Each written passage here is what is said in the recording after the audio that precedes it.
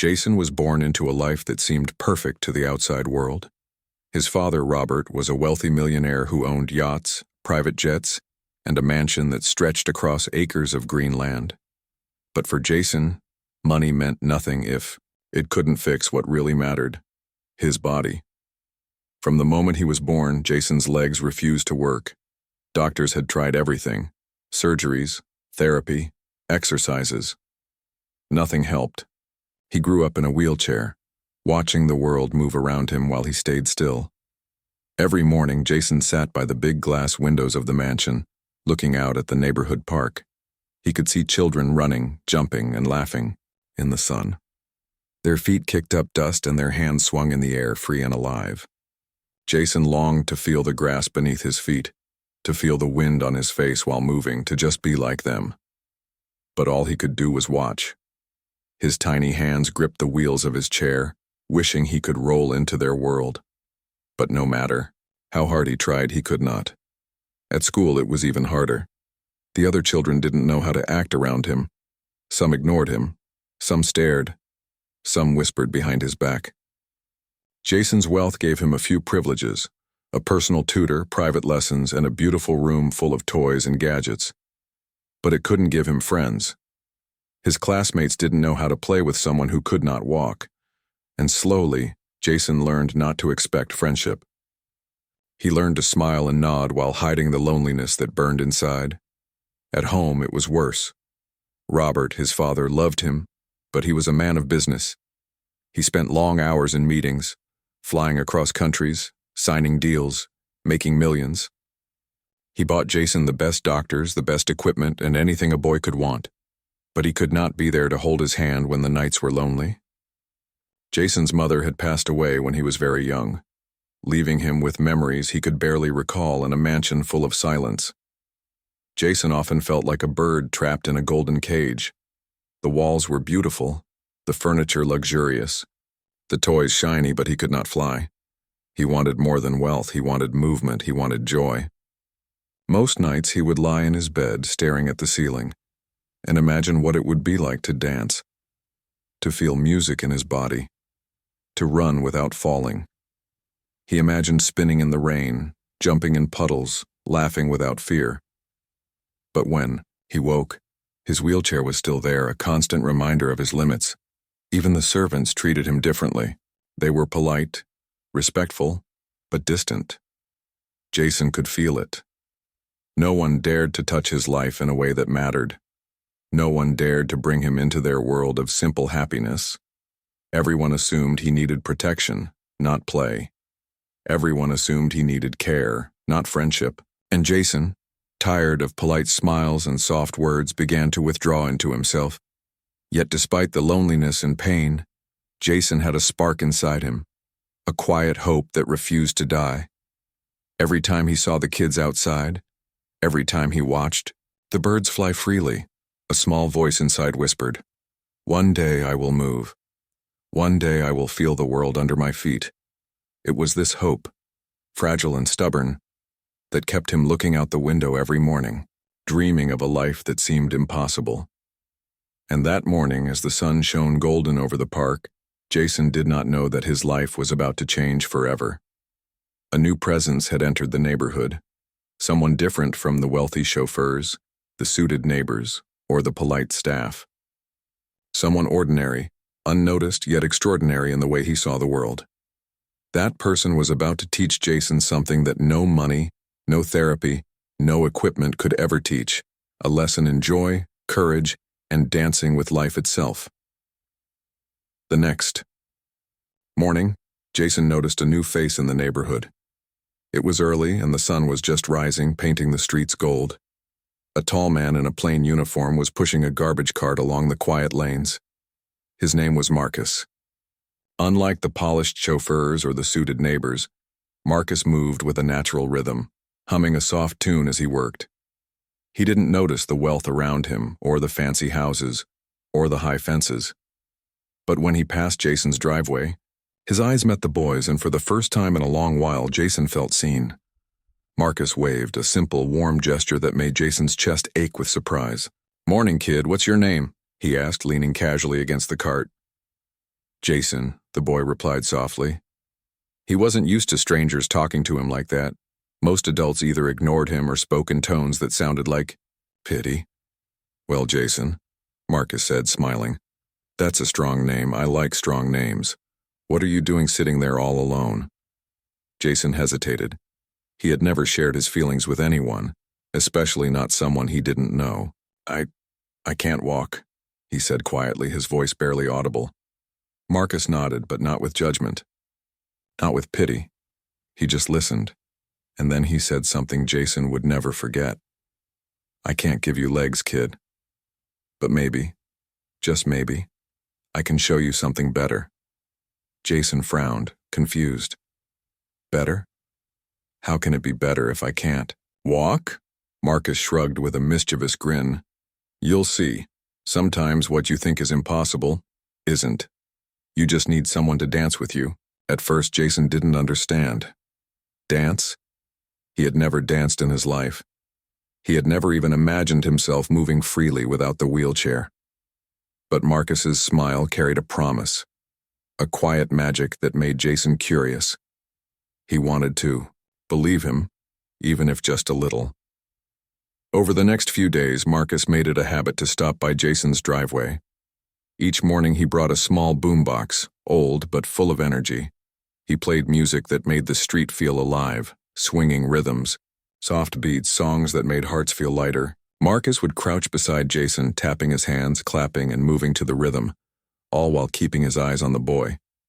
Come on, Jason, he said one morning, his voice calm but encouraging. Try it. Just sway with me. No pressure. Just feel the music. Jason was nervous. What if he fell? What if he embarrassed himself? What if he wasn't good enough? But something in Marcus's gaze told him it was safe. It was okay to try. Slowly, he lifted his hands, following Marcus's movements with small, hesitant motions. At first, it was only his fingers, then his arms, then the tiny sway of his shoulders. Marcus laughed softly, not mockingly, but with joy. See? That's it. You're dancing already. Your body just needed permission. For the first time in years, Jason felt a spark inside him, a feeling he had almost forgotten. It was warm, light, and full of possibility. He laughed, a sound that surprised even him. It echoed across the driveway, spilling into the street. And in that laughter, he felt something powerful. Freedom, even if just for a few moments. Word began to spread quietly. Neighbors peeked from windows, children watched from across the street. But Jason didn't care. He had never cared about audiences or approval. He only cared about the feeling Marcus had unlocked. The joy of moving, the thrill of letting go, the courage to try. Every day, the dance became a ritual. Marcus never forced him. He never judged him. He only guided, encouraged, and laughed along. And every day Jason felt stronger, not in his legs, at least not yet, but in his heart. For the first time he realized that hope could feel real, and that life could surprise him in ways no money or therapy ever had. And in the quiet of that early morning, as sunlight bathed the street and music floated in the air, Jason discovered something incredible. Sometimes the person who changes your life is the one you least expect. Not a doctor, not a teacher, not a millionaire's friend, but a simple garbage man with a heart full of rhythm, patience, and belief. It was a bright Saturday morning when everything changed. The sun poured golden light over the neighborhood, and the birds sang as if cheering Jason on. Marcus arrived at the driveway, pushing his familiar garbage cart, but this time with something extra, a small portable speaker and a wide, encouraging smile. Ready for today, kid? Marcus asked. His voice carried warmth and excitement, but not pressure. Jason looked at him with a mixture of fear and hope. He had followed Marcus's movements for days, swaying his arms, moving his shoulders, and laughing as music filled the air. But today felt different. Today Marcus wanted him to try something more. I don't know, Jason whispered, his voice small. What if I fall? Marcus crouched down beside him, gripping Jason's hands gently. Then you'll fall and I'll catch you. That's how we learn. Come on, just trust me. Jason hesitated. The fear was heavy, like chains around his chest. But then he looked into Marcus's eyes and saw something he had never seen before. Pure belief. Not pity, not doubt, just absolute faith that he could do it. Taking a deep breath, Jason placed his feet on the ground. The grass was cool beneath them. He felt the strange, unfamiliar sensation of weight in his legs. His muscles shook. His heart raced. Marcus smiled and stepped close, holding his hands. "Step with me," Marcus said. "Just one step at a time." Jason lifted one leg, then the other, wobbling like a baby deer. His balance was unsure, but Marcus stayed steady beside him, guiding, supporting, and cheering quietly. Step by step he moved across the driveway, his body shaking but his spirit soaring. And then Marcus did something unexpected. He started moving with him, dancing, spinning, clapping to the rhythm of the music. Jason laughed, a pure, joyful sound that surprised even him. For the first time in his life, he felt like he was part of the world he had always only watched. The neighbors peeked through their windows, children gathered at the fence, and the birds seemed to pause in admiration. Jason's laughter echoed across the street, carried by the music, carried by the joy he had never thought possible. "You're doing it. You're really dancing," Marcus cheered, spinning Jason gently. The boy's legs, though shaky, kept moving. His arms followed the rhythm. His face lit up with an exhilaration so bright it could have shattered walls. For Jason, this was more than movement. This was freedom. This was a world that had always felt locked away, opening just for him. He could feel the energy in his veins, the beat in his chest, and the warmth of joy spreading through his body. The wheelchair, so familiar and so defining, was forgotten for the first time. Marcus didn't let him stop. He encouraged him to spin, to sway, to laugh loudly. "Dance like no one's watching, kid," he shouted, "because today, no one can stop you." Jason felt tears sting his eyes, but they were tears of happiness, of triumph, of pure emotion. He realized something he had never known before. He was not broken.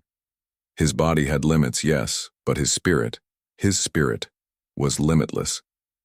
And when someone believed in him so completely, even the impossible seemed possible. By the end of the song, Jason was breathless, his legs trembling, his cheeks wet with tears and laughter. He looked at Marcus, and without words, he understood the gift he had been given. It wasn't just dancing. It wasn't just a moment of joy. It was hope, belief, and the start of something incredible. Marcus smiled, kneeling beside him. "See? I told you. You just needed a little magic, a little courage, and a friend to dance with you." Jason nodded, still catching his breath. He had discovered a new world, a world of movement, joy, and freedom, and for the first time, he felt like he belonged in it. That day, Jason didn't just dance, he rose, he laughed, he believed. And the world, for the first time, seemed wide open, full of possibilities he had never dared to dream before. Jason felt alive, like never before. Every morning, he looked forward to the moment Marcus would arrive, with music, rhythm, and encouragement. Every sway, every spin, every small movement made him feel a little stronger, a little freer. The driveway had become his stage, and Marcus his partner in this secret world of joy. But one afternoon, everything changed. Robert, Jason's father, had returned early from a business trip. The sun was high, the streets busy with the usual neighborhood chatter, when he walked through the driveway and saw his son laughing and dancing beside a man in a garbage uniform. Robert's face darkened instantly. "Jason!" he called sharply, his voice cutting through the music like a knife. Jason froze. The moment felt like it had been stolen, and the magic of the morning seemed to vanish in a second. I'm dancing, Dad," Jason said softly. Unsure why he felt afraid. His legs, though trembling, had been moving on their own. His heart was full of hope, but now it skipped a beat. "Dancing?" Robert said, his tone strict, almost angry. "With a garbage man? You're a millionaire's son. You have doctors, therapists, and all the best equipment. Why are you wasting time with this nonsense?" Jason's chest tightened. He wanted to speak, to tell his father how he felt. but the words seemed too small, too weak. "But I'm happy," he whispered. "I've never felt like this before." Robert shook his head. "This isn't about happiness, Jason. You need proper therapy. You need discipline. Not this. People are watching. It's embarrassing." Marcus stepped forward, calm but firm. "Sir," he said quietly, "I'm not trying to embarrass anyone. I'm just helping Jason find what he couldn't in any clinic or mansion. You see him standing, you see him moving. That's progress.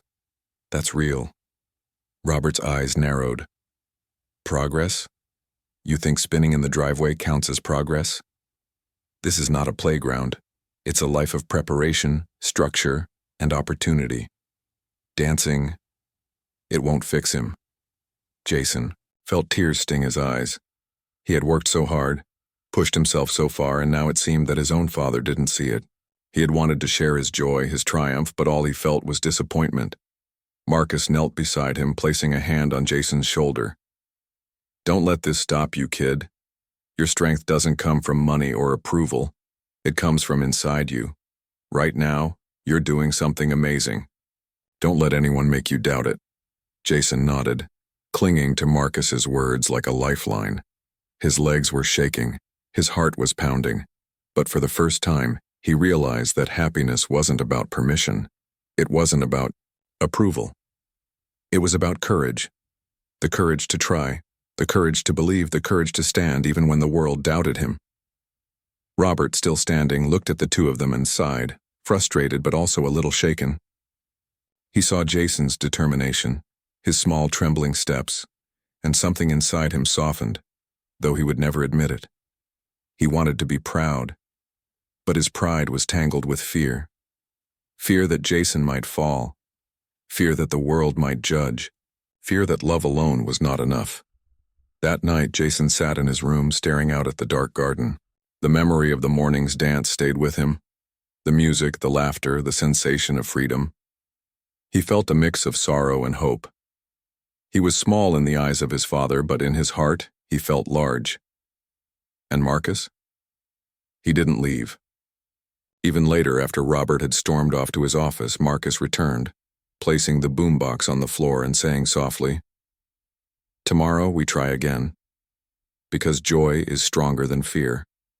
And you are stronger than anyone knows." Jason smiled through his tears. He understood that the journey would not be easy. There would be people who didn't believe, who didn't understand. But he had felt the magic of movement. He had felt the power of hope. And he knew that with Marcus beside him, he could face anything. That night, as the stars shone outside his window, Jason whispered to himself, "I will dance again. I will stand. I will not give up." The next morning, Jason woke earlier than usual. The sun had just begun to light the driveway with soft golden hues. His heart was pounding with excitement and a little fear.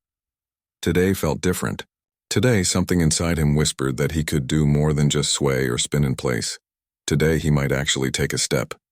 Marcus arrived with his usual bright smile, pushing the garbage cart but carrying the boombox in one hand. "Ready, Jason?" he asked, kneeling beside him. "Today we go further than ever before."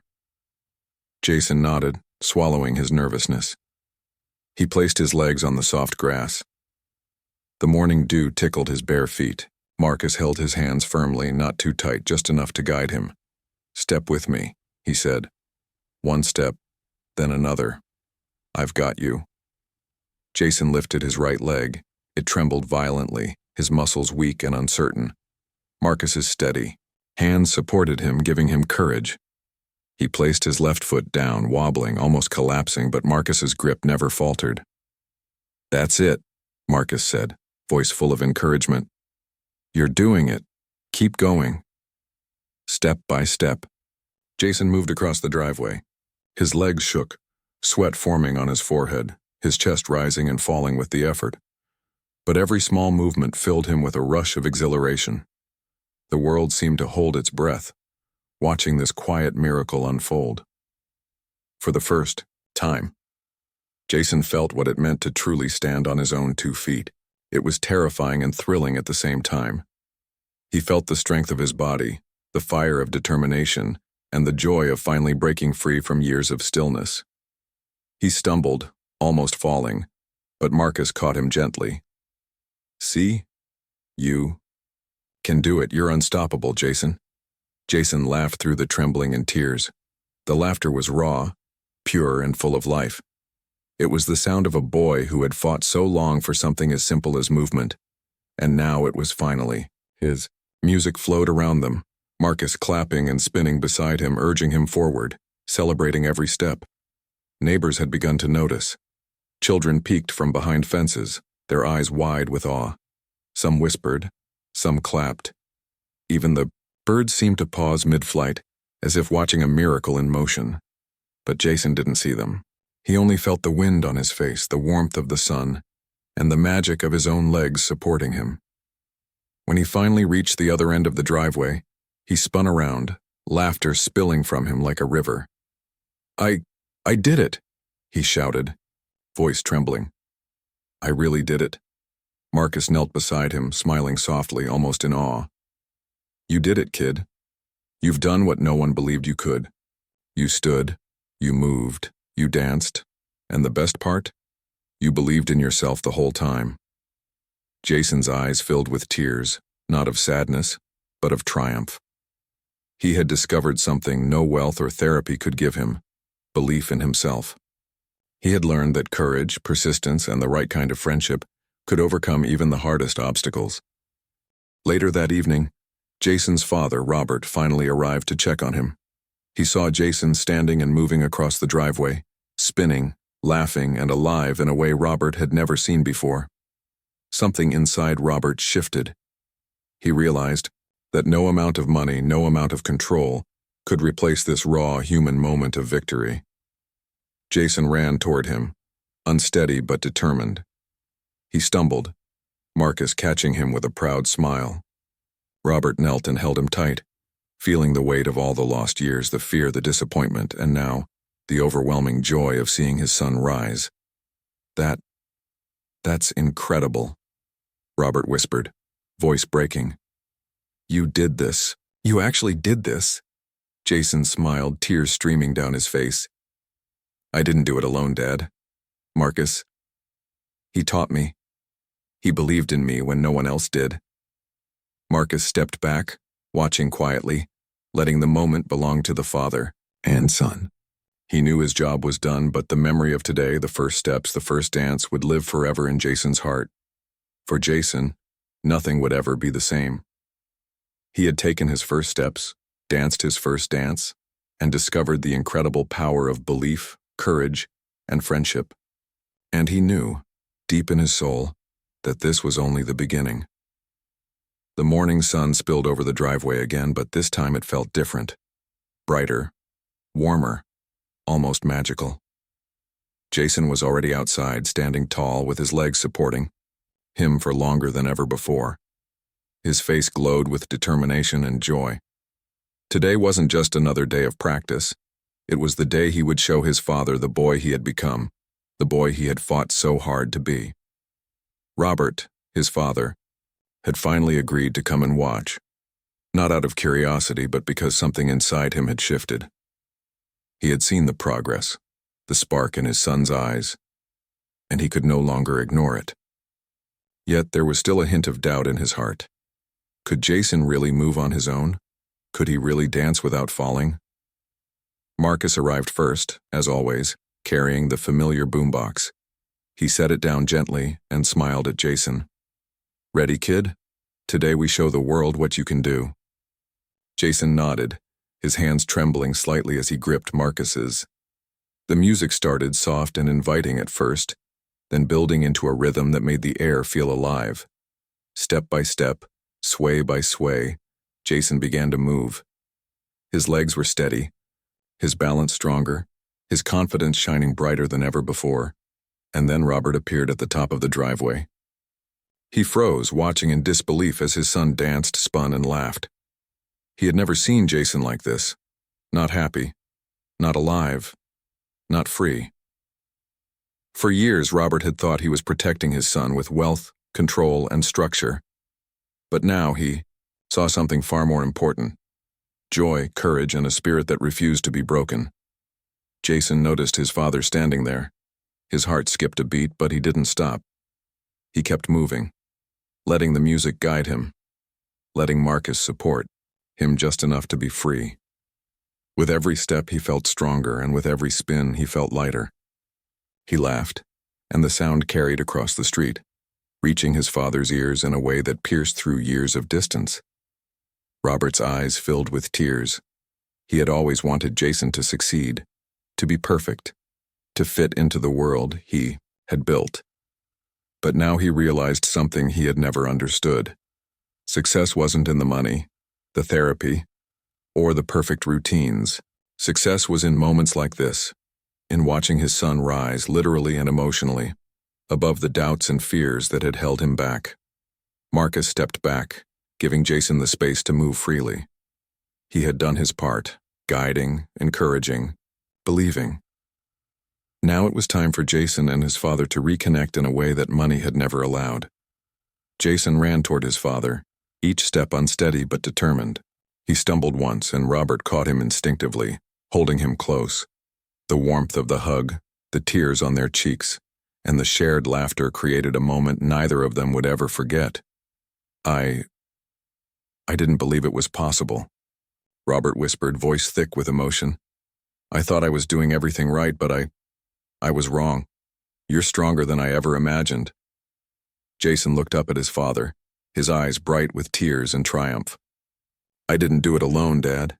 Marcus helped me. He believed in me when no one else did. And now, I can finally stand. I can finally dance." Robert nodded, hugging him tighter, finally understanding the depth of what had happened. It wasn't just about walking. It wasn't just about dancing. It was about hope, courage, and the power of believing in someone when they couldn't believe in themselves. Marcus smiled quietly from a few feet away, watching the father and son share this extraordinary moment. He had come into their lives as a simple garbage man, unnoticed by most, yet he had given Jason something priceless: the belief that he could rise, the courage to take his first steps, and the joy of movement. Jason spun once more, this time with his father clapping along. Laughter, music, and tears filled the air, blending into a melody of triumph. In that moment, nothing else mattered: the past, the limitations, the doubts, all of it melted away. For Jason, this was the ultimate victory. He had danced, he had stood, and he had connected with his father in a way that no wealth, no luxury, and no therapy could ever achieve. He was free, alive, and loved, finally, fully loved.